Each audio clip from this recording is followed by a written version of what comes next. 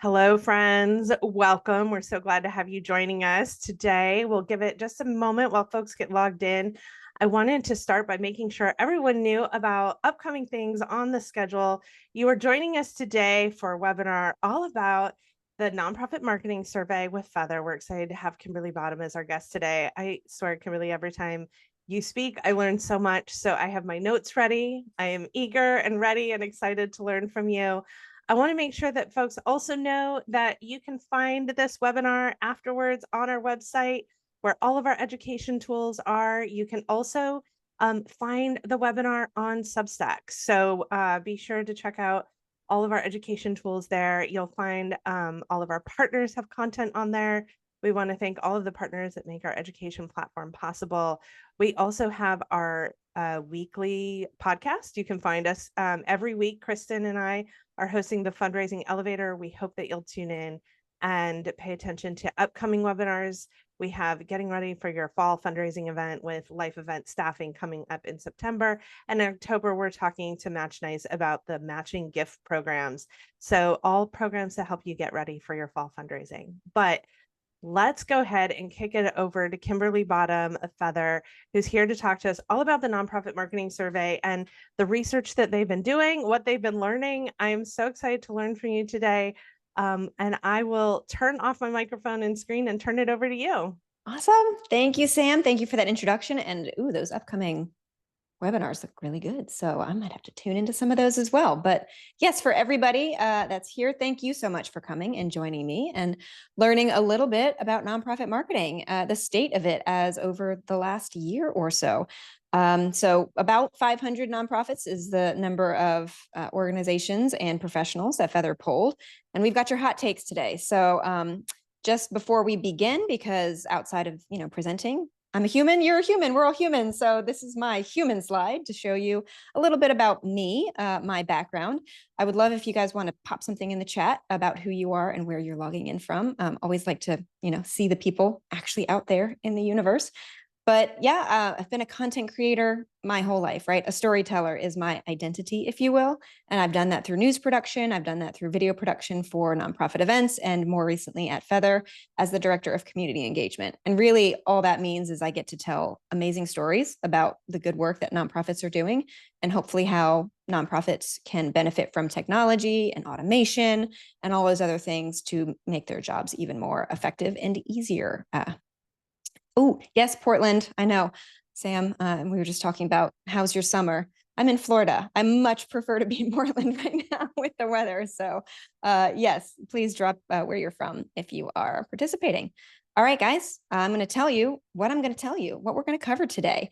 So the State of Nonprofit Marketing Survey, what it is at a glance, who we ask, what is it comprised of, and then some of the takeaways from this survey. So diversifying is the key word in 2025. That means diversifying the channels that you are reaching people on, diversifying the actual people you are reaching, and then also how you're getting your revenue to continue to do the good work that you do. So that's going to be task one. Task two is how to keep the donors that you have. I know you guys know this, but keeping the donors that you have is more cost effective, first of all, and just better overall than having to continually go out and find new donors. So we're going to talk about that. And then also a little section about navigating uncertainty with confidence. It's been a year, y'all. It's not been easy every day. And I feel like that's never really going to change, right? The one thing in life that is constant is change. So we're going to talk about navigating through that, particularly when it comes to how you strategize your marketing. And then if there are any people with that have questions out there, happy to answer those at the end. But let's get going. What is the State of Nonprofit Marketing Survey? So every year, Feathr polls nonprofit marketers, users and non-users alike. Feathr, for those of you who are not familiar, is a digital marketing platform built specifically for nonprofits. So we have a lot of nonprofit marketers who use our tool, and we ask them, as well as just general people in the nonprofit space marketing, what they're doing and what's working and what's not working. So we're talking about the channels they're using, the budgeting trends, and how funding uncertainty is shifting their priorities for the year. How they're expanding that outreach to new generations, what's working in donor retention, direct mail, event marketing, everything like that. So our 2025 report was about 500 nonprofits navigating this kind of new landscape that we're finding ourselves in. There is, I think, did I put a QR code? Oh, it's all the way up at the top. Just kidding. I will make sure to link the entire nonprofit marketing report so that you guys can have access to it and read through it yourselves and come to your own conclusions. First and foremost, though, what organizations are we asking? So we polled 490 people, almost 500, various types of organizations within the nonprofit world. So they answered all the questions that we had around what they're doing, what they're looking to do, what's working and what's not. And you can see, it's a pretty even split. Other can be really general, right? But it's not like we had an overwhelming segment of people that were only faith-based or only healthcare-based. So we really got a good split this year in terms of the different types of nonprofits and how that changes when you start to do your marketing. So who is the actual human at the organization that we're talking to? You can see that the majority of our respondents were actually marketers. So if your nonprofit does actually have a marketing department or a communications department, also in development, I know a lot of times development teams get tasked with the marketing, and it's like, those are two very different roles, but all right, we're going to do both. That's fine. And then also executive leadership really weighed in about what they are doing and how they are stewarding their ships and driving their ships as well. So that was kind of the well-rounded people that we are getting from this particular survey. Really quickly, before we dive into the data, I just want to acknowledge the fact that you have, I think we probably all have felt like this poor dog at some point this year, right? Like 2025 has been turbulent in a new way, to say the least. So we're dealing with federal funding freezes. We're dealing with donor hesitancy. Tech trends are evolving literally at the speed of light. I mean, every day there's something else that you have to know about. And that's on top of all the other directions that nonprofits were already being pulled in. So there's always going to be obstacles to face, but this year has hit a little different. So, raise your hand, throw something in the chat if you feel that way. But even at the beginning of the year, obviously, where nonprofit work in general was literally being attacked by some very powerful and loud people. Not that they're right, but they're loud. So while I hate that I even have to say this out loud, I will say this with incredible emphasis. Nonprofits are not a scam. If you heard that at some point this year, pretend like it didn't exist, because there's absolutely no foundation behind it. If you want to read a little bit more about how Feathr feels about this and how Feathr responded to this narrative that's being put out there, go ahead and scan that QR code. We've got an opinion on it. But yeah, the fact that I have to say this is ridiculous, but I'm going to say it. You are doing incredible work, and I hope that you know that and you continue to do it with confidence. All right, let's dive in. Let's talk about diversifying. So diversifying your everything, right? First, let's talk about channels. And channels just means, where are you reaching people? They're in lots of places now. They're living in the real world. They're on social media. They're looking up the weather, reading the news. Those are all places that we can reach them. So let's start with the OG of marketing in real life, direct mail. So you can see that our respondents said almost 60% of nonprofits plan to keep their direct mail strategy the same moving forward. They think they have a good direct mail strategy. And then about a quarter of respondents are actually planning to increase direct mail. And a lot of that can probably be attributed to the fact that currently, in the current state that we're in now, this change, or this is shifting currently. But the major donors, the older donors that we have, do respond to direct mail. And that is something that is true right now in the real world, but direct mail is very expensive. So that's something also to consider, is, the cost versus the ROI for that. But I can tell you guys, it's not going to be the way that it is for much longer. So if you're really heavily relying on direct mail, that's something to consider moving forward. Even me, as in the millennial category, I prefer not to get direct mail from my nonprofits, simply because I feel like I'd rather not kill a tree, right? Or waste a resource. Like, you can absolutely reach me in other ways. So that narrative is starting to shift a bit. And you can see that about less than 17% are planning to actually reduce their direct mail, and only 4% are planning to eliminate it altogether.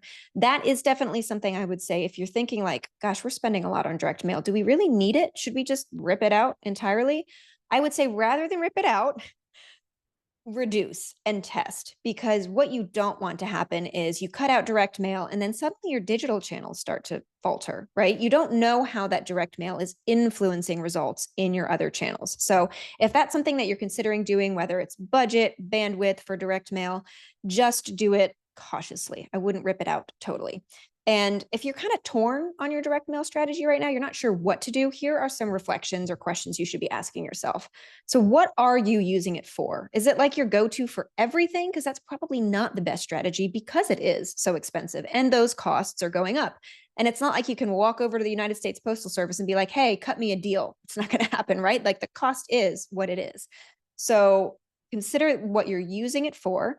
And then if you have actual data to show ROI, and that could either be like if you have a QR code that people scan and donate, or if there is another way for you to make sure that the person actually received it, even if you can prove that it was delivered, you can't prove that I set my eyeballs on it, right? You're not going to be in my home looking at me when I open that envelope and start to read. So ROI can be really challenging with direct mail. And then ask yourself honestly, this might not be for everybody, but there might be some people out there that are feeling a little seen. Are you just keeping it because that's what the board expects you to do or the leadership expects you to do? Because that perhaps that generation is more inclined to like direct mail. So not saying that that's going to be everybody, but that's an honest question to ask yourself, because a lot of people might rock the boat by saying we should be doing direct mail. But I would say if you don't have data to prove that direct mail is really influencing the bottom line, it might be something to consider. So if you're going to alter that strategy, definitely consider adding a digital component to your in real life mail. So you can actually track real data to see if somebody scanned something. And that scan does not have to be a call for donations. That can be read our impact, our most recent impact story, or learn more about what we're doing, for our upcoming fundraising event. These are all things that can engage people, get them to your website, and then you can really understand if that direct mail actually reached the person you're trying to get to. And then another good consideration is try using it for major donors only, right? For right now, that not only is that generation, the older generation tend to be the major donors, but it's also like, that's a status symbol. I got a handwritten, signed letter in the mail from the executive director of my nonprofit. That should be something special that is reserved for the people that really are putting a lot of their resources into your nonprofit. So just some considerations for your direct mail strategy. All right, moving from in real life to online, this is how digital marketing shaped up. So about half of our respondents are using digital channels for a majority of their marketing campaigns, and the other half are using digital for less than half. So about, split. The key takeaway here, look at the bottom. Less than 10% of nonprofits are not using digital marketing at all. Less than 10%. So if you're not using digital for at least some of your efforts, then you are behind the curve in terms of what other nonprofits are currently doing. So the two main channels for digital marketing are email and paid advertising. Email is still the leader, right? Email is still the way to really get in front of your audience, but you can't use it too much. We are all pretty email weary. I mean, just the day and age, but also especially after the pandemic. Everybody leaned really hard into email during the pandemic because it was the only way that we could communicate. And now I'm getting 100, 120 emails every morning. For my sanity, I just delete them all because I don't have the time to look at them. So the way to avoid overusing emails is to supplement them with ads, not just replace email, but supplement. And then we can go over a little bit how nonprofits are using paid ads to further their mission and help keep the email inbox not so cluttered. So first and foremost, website retargeting. If you're not familiar with this term, I'm sure you're familiar with it in how it affects you. And that just means you visit a website, you don't purchase something, you don't take an action, you're just browsing. You leave that website, you go to another website, and if that website has advertisements on it, you're going to see something from that last website you visited. This can be the shoes that you Googled, the lamp, the daycare for your kids or something like that. It's now following you around the internet, reminding you that, hey, you looked at this, you showed interest, you should come back and do the thing. So when we ask nonprofits at Feathr how they are reaching the hundreds or even thousands of anonymous people browsing their website, the answer is almost always, we don't. And that's such a missed opportunity. Website retargeting gives you that power. You don't have to know who the humans are behind the cell phone. You just have to know that that cell phone visited that place, and the next place that cell phone goes, you can follow them there. Because you can get so targeted on the people visiting your site, you can get started with a small budget, a few $100 to retarget, let's say, your donation page or a particular part of your website. It's much less than you're spending on direct mail, and it's much more timely. So mail comes when the mail comes, right? That person could be in the middle of something. It's been a long day. The kids are hungry. The dog's barking. When you do retargeting, the moment that person shows interest, the peak of their interest is when you're getting back in front of them, right? And then following them every time they engage with you, that's like another little, stay in front of them because they're interested. So it really does stay in front of that busy human at the best possible time to get your message there. And you can get really specific with which page visits or actions that you want to use for triggers for your ad. And you definitely remember to tailor the copy to whatever they were doing on your site. If somebody comes and wants to be a volunteer and they click on your volunteer page, don't send them a donation message. That's not what they're interested in. So it's a little bit of work on the front end to identify the pages that you want to retarget, create specific messaging for each page. As I hit my microphone, and then just make sure when that's done, you hit go, and it's pretty much running 24/7, 365. So you don't have to then manually press a button to get that message back in front of that person. If you're going to do it in one way, do donation dropout ads. Put something on your website, especially on your donation page, that is tracking people that go there, and send them a reminder to donate if they visited the donation page. It's the single most effective and impactful way you can use retargeting right now, because it reaches people who've shown more than just a general interest in what you're doing and that they want to donate. It is showing intent to donate. And that person is just telling you, I'm busy, or I don't know if I really trust you yet, or I don't know, I don't have my credit card and my purse is across the room, right?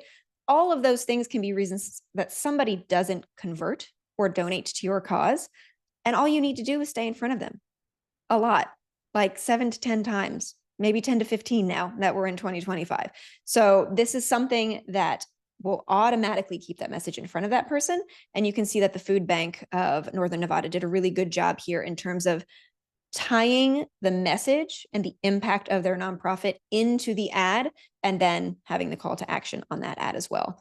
Here's another great example from a Feathr customer called the Christian Relief Fund. They have a couple different ways you can donate. One of them is to donate to the Clean Water Fund that creates clean water in African communities.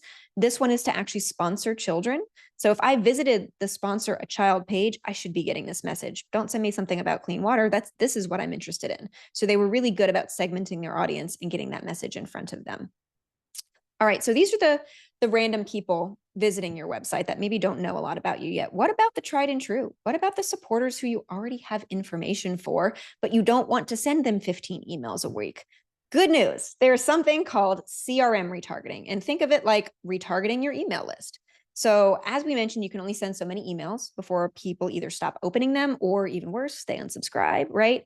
This allows you to basically pair the device that your email address is logged into and serve that person advertisements as well. This doesn't mean you should stop emailing them. You should absolutely continue your email strategy, but you can also send them advertising reminders. So it's just a good way to get the same message in front of that person in a different way, so they're not feeling fatigue from one channel.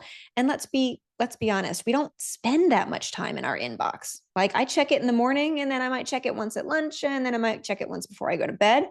But I'm online a really sad amount of time. Actually, my iPhone loves to send me those screen updates, and it just, makes me question my life, but it's 8 hours a day, right? So the other, what is that, 7 hours and 30 minutes I'm not in my email inbox is an opportunity for you to reach somebody. And that's what CRM retargeting can help you do.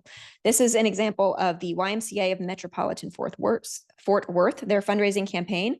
And they sent these advertisements to everybody on their email list, all their current members and all their previous donors. So you can see they had a couple different messages on those ads based on who they were targeting. You can see that donate and volunteer was sent to the donors. You can see something like more than a good swim and a great gym was sent to their current members. All of these things just raising more awareness and driving action for the things that they are trying to get out there. And another example from a performing arts or a museum would be the Columbus Museum of Art, their Valentine's Day fundraiser. So this is like a timely event. And I know Sam and Kristen are like the absolute GOAT when it comes to event strategy in the nonprofit world. And this would be a great thing to do is when you've got a time-bound event that is coming up, you should be using the very powerful data that you already have to get reminders in about that event. So the Columbus Museum of Art targeted all their current members, but they also targeted anybody that signed up and attended the Valentine's Day 2023 event, as well as two other events, Art Bites and Wonder Ball, that they also had attendees come to. So they came to one event, they're probably going to come to another, and they got these messages in front of those people to drive registrations for that event. So we're talking about the people you know right now. How do I get more people to be interested? What if they haven't been on my website? What if they aren't on my email list? There's millions of people out there that could care about what you do. And how do you find those people with limited time and limited resources like many nonprofits have? We have a couple what we call in nonprofit marketing top of funnel campaigns that get your message in front of net new people who will then hopefully care about what you do. But we want to make sure we pre-qualify them because we don't want to just boil the ocean, right? We're not casting a huge net. We want to cast an appropriately sized net.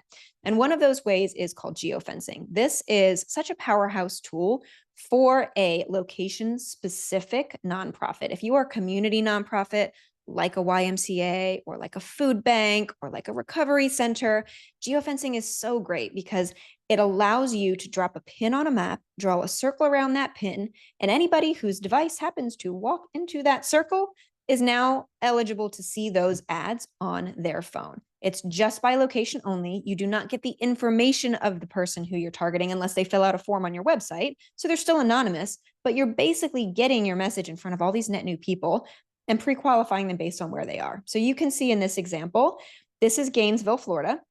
It's actually where Feathr is headquartered.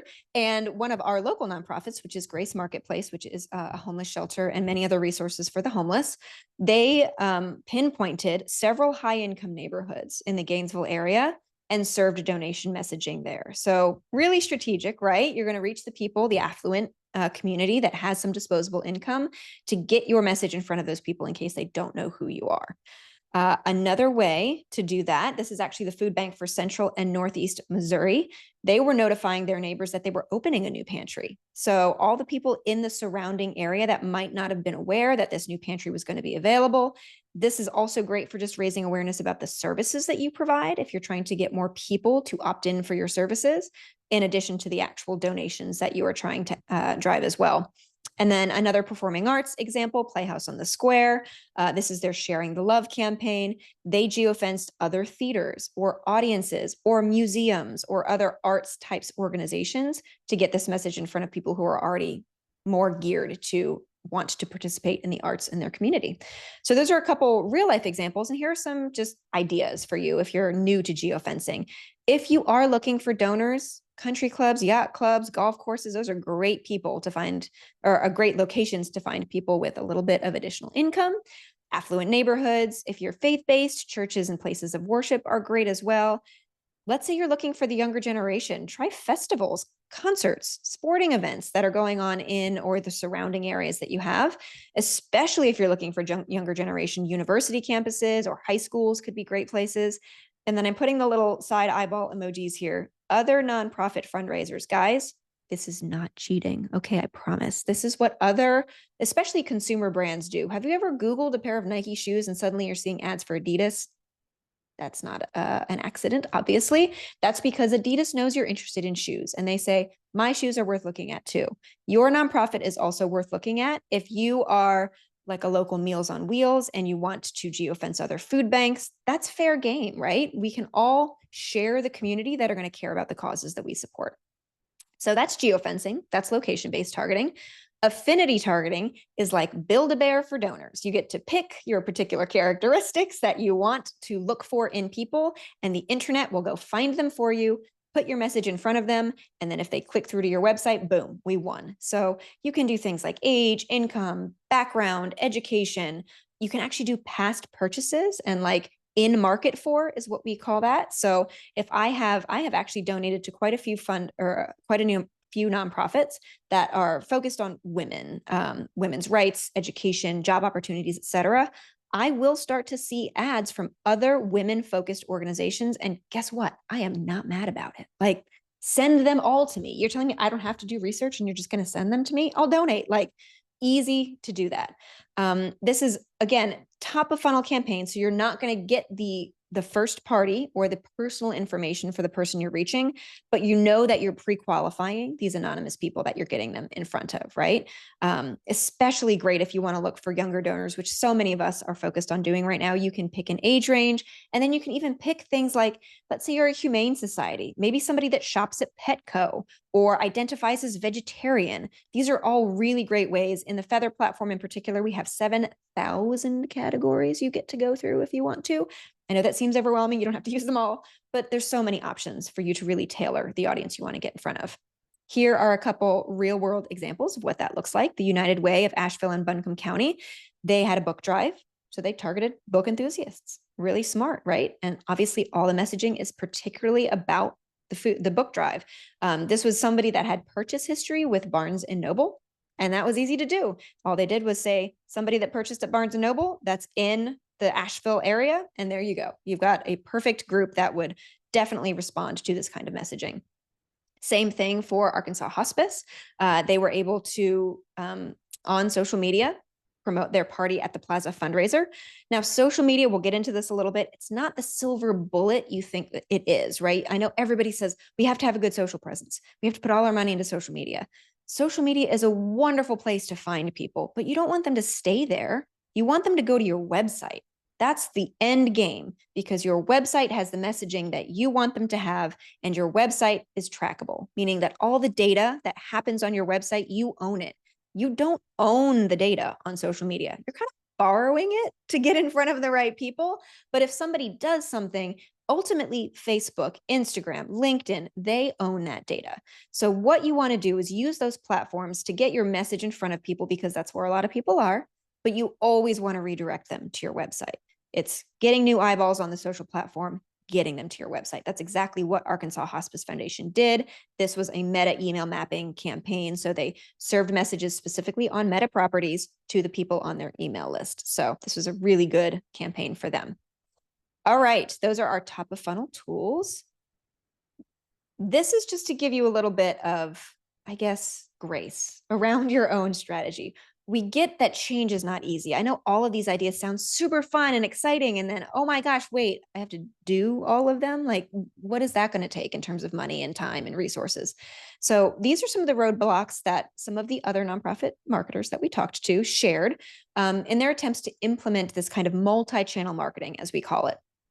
Obviously, number one is budget. Nobody's surprised by that. This is true for not just nonprofits, guys. Budget is a big driver for most people. So it is definitely something to be wary of, but marketing is a strategic initiative. Say that for the people in the back of the room. Marketing is a strategic initiative. It's not overhead. It's not an aftersight, guys. If you're throwing a great party and you don't send out invitations, nobody's coming. So marketing needs to be something but you shouldn't feel bad about budgeting for, because it's so important to the growth of your organization. Outside of that, difficulty tracking results was the number 2 reason. And that's because interpreting data is hard, because how do I get all the systems I'm using to talk to each other is hard. I don't even know what I'm looking for. Like, those are all reasons, and we totally get that. So that is not something that you should feel alone in, and take it one step at a time, right? Unpack one box at a time, focus on one thing at a time, and don't feel like you have to figure out this huge marketing strategy in a day or a week or even a month, right? Diversity in your marketing channels is the way forward. I promise you that, guys. It will help you diversify your audience and funding sources, and that's going to create a sustainable future. So in that vein, speaking of, let's get into those other areas that you do need to diversify. Your audience. Who are the people that you're actually reaching? So our respondents, said that baby boomers, you can see far and away, make up the majority of donors, almost 50%, right? That is true for most nonprofits right now. Gen X is next, followed by millennials. This is not an accident, guys. This is the hierarchy of who has the most money, right? Like you start to get into the Zoomer category and they don't have a lot of disposable income, if any. Some of them don't even have like the authority to make purchasing decisions. So we understand that reaching them can seem like premature. I can promise you it's not. We're going to delve into that later. But there is underway as we speak. It's not like this hypothetical future thing, guys. It is going on right now, a massive transfer of wealth that's going underway. Some reports estimate about $18 trillion will go to charity in the next 2 decades. 18, that's with a T, guys, not a B, a T, trillion dollars. If you want a piece of a potentially $18 trillion pie, you have to get in front of the younger donors now, or they will form an allegiance with another nonprofit or another entity. And then when they're, in the major donor status, it's too late. You have to get in front of them now. If you haven't already figured out a plan to engage that younger generations, you're behind, guys. There's no candy coating it. Like this needs to be a focus ASAP. You can actually see that most nonprofits that we spoke with say they're doing okay, right? As the Zoomers would say, it's mid. In terms of engaging younger people, they know they could be doing better. Only 12% think they have it actually figured out. So if you're not 100% locked in, it's okay. Like you don't have to be, but you do have to be focused on getting there. That should be absolutely a part of your strategic plan moving forward in the next months, if not the next years. Here are some ideas around how to get in front of that next generation, right? How do you win them over, those younger donors and supporters? There is a huge focus on social media, and this is not the wrong approach. But again, I caution you from putting all your eggs in the social media basket because it changes at the speed of light. We know this. There's a new platform every day, and you have no idea if that you need to be on that platform or not. You don't, as we mentioned, own the data on any of those platforms.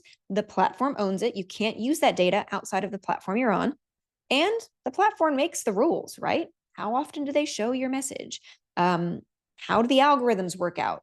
The more you pay, the more you play. And that's because they're all businesses. So it's really tough for people with limited budgets to only engage with people on social media. You can see from this graph that digital advertising was a close second.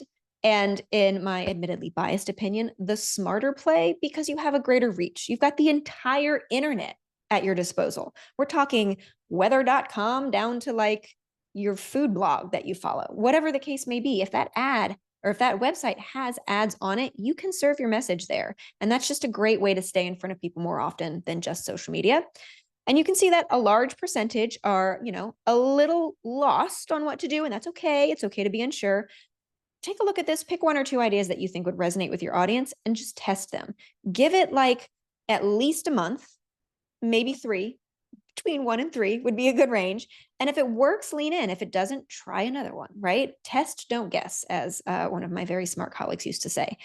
And if you really want to get younger people involved with you, this is on a smaller scale and like less of a one-to-many strategy, but you want a little bit more insight into how they think, what would be effective. I love the option to get younger people involved in other ways than donating. So have at least one millennial on your board. Like who here has somebody that's in the millennial category serving on their advisory board? Giving them a seat at the table shows that you value the opinion of their generation, and you're probably going to be surprised at the amount of really valuable insight and new ideas that they bring to the table in terms of how you can form your strategy moving forward. Now, this graph is really interesting, guys. We asked about not just donors, but now we're asking about volunteers. This graph proves the point that I just made, which is while the younger generation might not be the largest segment of donors, they are the largest segment of volunteers. So just because they don't have dollars to give, they give their time, and they actually put equal amount of value on their time, their network, just as much as actual dollars, right? If you show appreciation for their time, they will be much more likely to give you money when they have the money, right? Young people do care, guys. They volunteer their time, their resources, they offer you to their networks, they share information, and you can cultivate this over time. And then boomers might currently donate more substantially. It can be viewed as a status symbol, right? Like name on a building, on a park bench, etc. That's going away, guys. Younger donors have less to give, but they truly care about the mission. Read that: mission, not organization. So just because you are a food bank and they care about food insecurity in their community, it doesn't mean that they will trust everything you do just because you're their local food bank. They need to see the impact. So sharing stories, good storytelling, and getting it in the right places on the right channels to let them know that you're doing good work with their very valuable time and resources. That's how you win them over long term.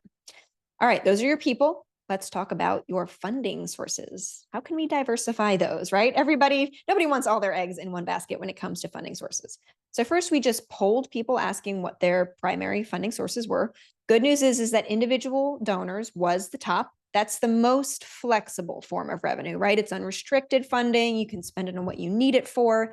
But look, guys, coming in hot at second place is grant funding. And we all know that that's a really tricky space right now, right? It's problematic in our current climate to put all your eggs in the grant or government funding basket. So the shift to individual donors away from grant funding is something that we're seeing so many nonprofits do this year and moving forward. So shifting more focus to find, engage, retain individuals is really how you can make sure that your revenue is stable, unrestricted, and all those good things. So how do we do that exactly? Recurring giving. I'm sure you have heard this is quite a topic in 2025, and it should be, right? People are more inclined to be recurring givers than major givers for a couple of reasons, and a lot of cultural reasons. It's a funding source for, as you can see on this graph, almost 3/4 of the nonprofits that we polled, but only 4% listed as a primary source. So what does that mean? It means that they have a program, they understand that it's valuable, but they're not putting enough resources or intention behind actually building out that program. Now is the time, guys. I don't know how many subscriptions I have. I probably need that little app that tells you so I can cancel the ones that I don't have, but easily could just slide into that part of someone's life at this point. $15 a month, $20 a month is a much less scary ask for somebody that does not have a lot of disposable income. And it's something that can keep them engaged, because as they give and as you tell them this is what your gift is doing, they may increase that. They may start to volunteer. They may want to be on your advisory board. They might become a major donor when they come into more means. These are all really great strategies for growth. Having a recurring donor program forces you to show the value of the donation, right? Not just the status of it, but the value of their donation. So something definitely to focus on moving forward in 2025 and into 2026 is just, how can I build out that recurring donor program a little bit more robustly? How can I make it sticky, right? Give it a great name. My dear friends at Guiding Light in Grand Rapids, Michigan, which is a recovery center, call their recurring donors light keepers. And I love that. It gives you a sense of community, and it really makes you feel like you're part of something that's greater than you. And as we all know, and I said earlier, it costs less to keep the donors you have than continually go find new donors. So this is just a good strategy for your bottom line overall. Speaking of keeping the donors and supporters that you already have, how do we do that, right? So in general, you can see our survey showed that donor retention rates have either stayed flat or they've actually gone down. Let's flip that, right, in 2025 and 2026. So a nonprofit tip for actual recurring giving programs that stick: show the impact. There's a lot of automation now, guys, that you can tap into to continually share impact without you having to hire a whole person just to engage with your recurring donors. Things like email drip campaigns. So when somebody donates, you thank them immediately for their donation with one email, and a week later they get an impact story, and 2 weeks later you can tell them about the event that you're doing, and 2 months later the next thing.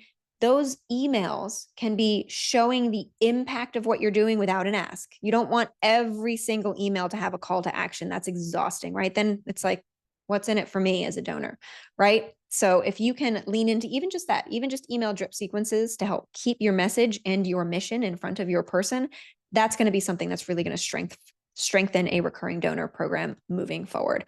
I'm going to reference the Elevate conference, which I just absolutely adored being at. But there was this really amazing, but also awkward moment in the room where one of the presenters said, "Hey guys, I want you to raise your hand if you've ever asked for a donation, you said thanks once, and then you asked them 365 days later for another donation." And almost every single hand in the room went up. That's not to shame anybody, guys. That's just, we're busy, right? Like, we've got so many donors and so many things to do, but don't be that guy, right? Don't be the person that says, "I appreciate you for your donation," and say it once, and then don't say anything else until a year later. There are ways that the 2025 robots can help you show the impact of that donation without you having to do a ton of manual work. So what's out there? What kind of automation can we tap into? This is what we just talked about, right? This is the email drip sequence that we were just referencing. This is the Toronto Humane Society, and this is keeping someone engaged beyond the conversion. So in this example, you don't have to read all these emails, but essentially what it was is the first thing was a thank you, either for donating. I think this one actually in particular was for adopting a pet. So in this example, if you adopted a pet, they have high intention to engage with your organization, either donate or volunteer or refer your organization to a friend who's looking for a dog or a cat, right? So in order to stay on their radar, rather than just always asking them for things, they offered helpful tips. They had an email that came next that said, "Here's an idea for your new pet, services that are available in your community, impact stories with what, your donation or your contribution did." And this kept people along for the ride with very, very low manual effort, and making somebody feel like, I am now part of the Toronto Humane Society community. So again, this is how that drip sequence, that automated email, can really help you elevate and stay engaged with the people that you want to stay engaged with. And don't forget the advertising, guys. Email is not the only way. You can definitely kind of ping back and forth between email and ads. Again, that's called multi-channel marketing. That's what we're going for, because you can only send so many emails. And this really ensures that you're reaching people wherever they are, not just in their inbox or not just on social media, but basically kind of staying almost in the background, but sort of to the forefront as they live their life online. So that way, even just the benefit of the brand recognition, right? Keeping that message in front of somebody subliminally makes them know who you are. So if you only send an email every quarter, they're much less likely to really feel something when they see your logo or your message. And ads is a great way to keep this in front of them.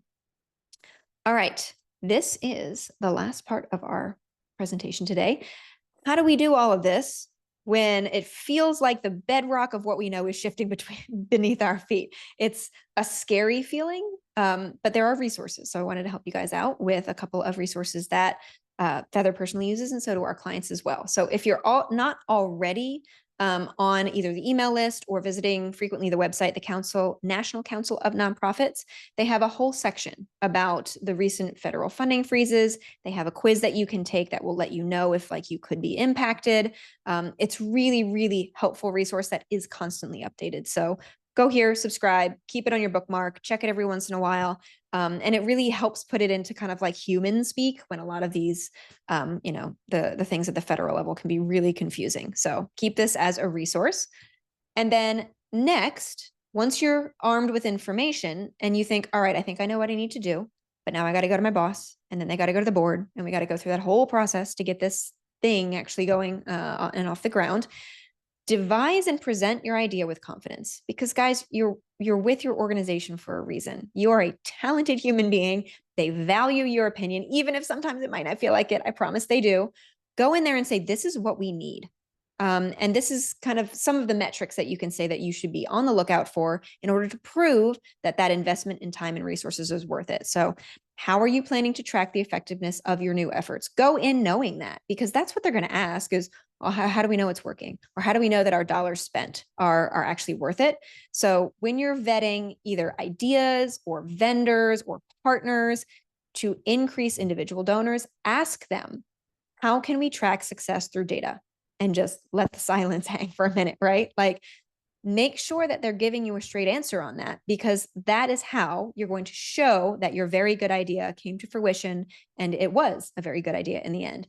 So the important thing to remember here is that conversions or revenue, right? Donations made, is not the only metric for success. Obviously, that's what we're working towards. We all want those donations to come in, but there are other metrics on your screen here. Take a screenshot that, especially in the digital realm, are really important to keep track of.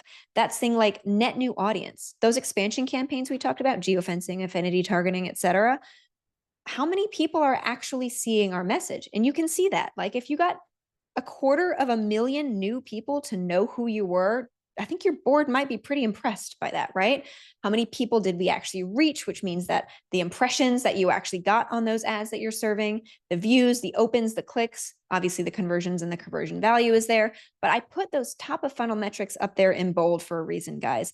Those mean that it's working. So before the donations start rolling in, if your web traffic is going up, if your click-through rate on your ads is going up, all of those things mean that it's working, and you just need to give the busy, distracted human behind the screen time to do the thing you want them to do.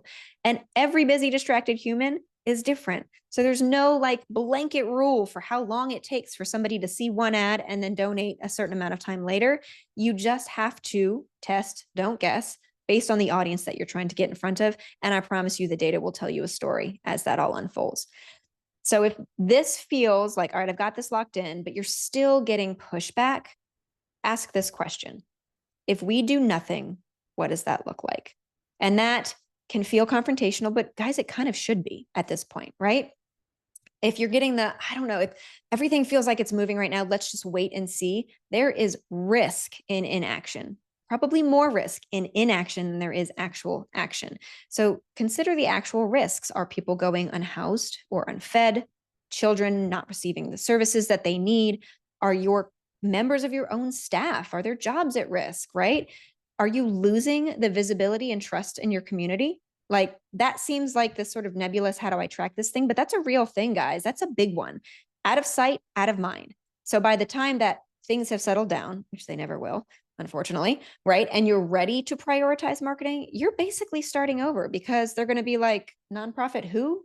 Right? You have to get back in front of them and earn their trust all over again. So continuing to keep this as a strategic forefront for you moving forward is really what's going to help you grow and sustain your nonprofit. So before we part ways, guys, we've got about 15 minutes left. There was a lot of information in this session, so I apologize for all the numbers and graphs and those types of things if it felt overwhelming.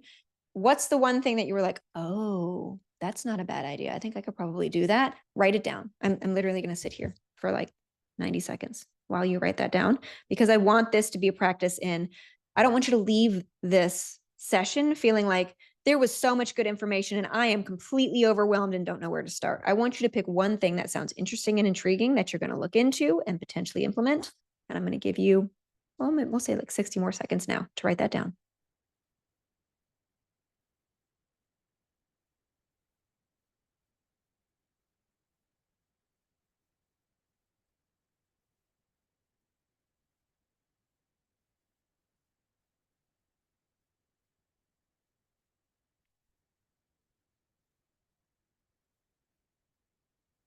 Love that, Sam. Yes, adding the QR codes to print media or anything that's quote unquote IRL in real life. So park benches, billboards, anything that's like out in the actual world that is not digital that you feel like you can't track, QR codes are amazing. Thank you for offering that as a suggestion. All right, guys, the next thing I want you to do before we part, because it has been a really trying year, look at these things on the screen and see if you can identify with one of them. We realize that, I realize that we talked about a lot of difficult things today. It can feel like an uphill battle. You have every right to be exhausted if you're exhausted. Like, I'm giving you that grace. Please give yourself that grace. So let's bring it back to what matters. Ask yourself these questions. Would you trade what you do for anything else in the world? Real question, right? Whose life did you make an impact on this month? Who on your team, right? Who's like your ride or die that without them, like life would seem bleak, right? Who's that person that keeps you going? How does your community feel about the work that your team does? I bet if you think back to who am I really impacting, that'll give you some warm fuzzies. How do the people in need think about your organization? And then how do you think about yourself and your work? Now, while our for-profit corporate counterparts might be eating lobster on their yacht in the Caribbean, that's fine. We have each other and we have our community and we have purpose, guys, and that cannot be bought. So if you are in that boat feeling like, man, I don't get paid enough to work this much, that's fair. And if that's something that you feel like means that you should be making a change in your life, also fair. But it's also okay to step back and be like, you know what? I might not be grasping the impact of my work. And you should remind yourself of that every day, because I want you to embody Snoop Dogg. If you've not ever actually seen this video clip, please go Google it right now because it's hilarious. But he was accepting an award and he said, last but not least, I want to thank me. I want to thank me for believing in me. I want to thank me for doing all this hard work. I want to thank me for having no days off. I want to thank me for never quitting. I want to thank me for just being me at all times. So you are contributing to something that actually matters. You can absolutely be stressed and fulfilled at the same time. Give yourself some grace. Go get a little treat, right? I'm 100% on board with little treat culture. And be grateful for what you contribute to the world and the fact that you are able to do it. So again, I'm going to give you, we'll say, another 30 to 60 seconds here. This is equally as important as the actual takeaway. Write down one thing you are thankful for about yourself. I want you to be completely egotistical and selfish right now and say, I'm awesome because. Write that down.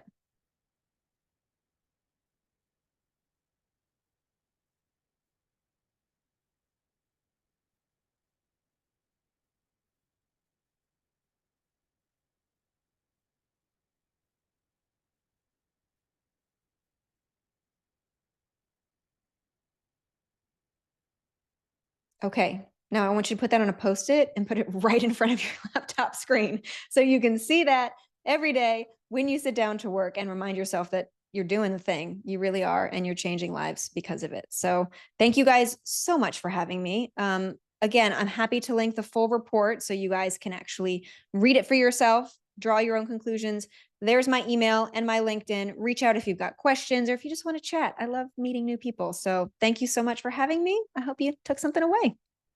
Kimberly, thank you so much for so many great ideas and so much great content. Some surprising information. I'm actually um, glad to see so many people starting to move down this path. I think that the nonprofit sector isn't always moving at the same speed of light that our for-profit sector is. And so I'm glad to see that people are on the path and learning. I want to open it up, since we have a few minutes, that if anyone on the call has questions, please drop them in the chat. I wanted to ask you a follow-up question specifically. In the beginning, you talked a lot about retargeting, tracking, being able to respond to folks that are on your website. Can you get technical with us and share how that happens? Like, what is the background or the element in the background that's needed to be able to not just send out to the world, but actually receive information back in about your marketing efforts, your website, traffic, things like that? Exactly. So it's something called, you've probably heard it, JavaScript, right? Code, like website code. It's at Feathr, we call it a super pixel because we think it's super. But anyway, it is basically a little piece of code that piggybacks on the back of your website, and it collects data for how devices behave. So what page did I click? How long did I linger on that page? You can get this for free through Google, right? Google Analytics will allow you to track your website activity. So that's just a good way to understand what's going on. Roughly how many people do I have visiting my website every month? What's the most popular page? How long are they on the donation page before they drop off? Do I have too many fields, right? Like, these are all really interesting data points that we can use. And then you can use another system. Google AdWords is also an advertising system, but then there's things like Feathr or HubSpot that allow you to then take that information and act on it. So you can send those messages based on that behavior. But the actual piece of code is relatively easy to place. It is something that, like for Feathr, we walk you through it on a Zoom call. So it's not like you have to have a developer on staff in order to do that. And it just lives there, right? And it's constantly kind of collecting data in the background, and then you can pull reports from that data.